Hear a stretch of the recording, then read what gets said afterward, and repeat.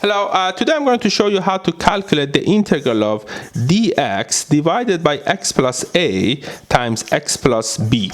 Okay?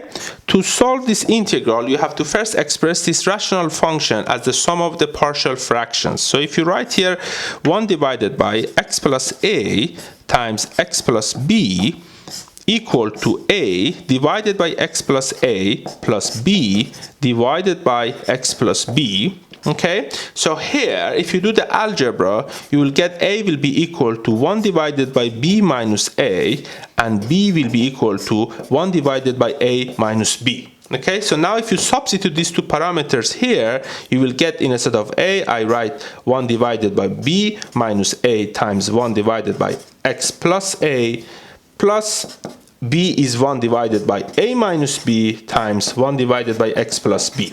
Okay, so here you can actually factor basically 1 divided by a minus b, therefore that one will be equal to x plus b minus 1 divided by x plus a.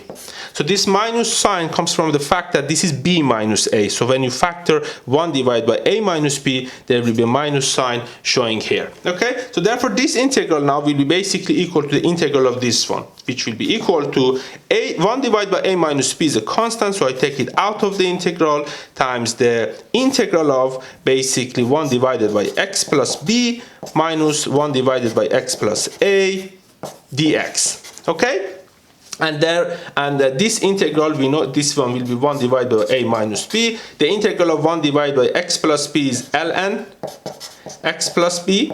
Okay, minus the integral of dx divided by x plus a is ln x plus a.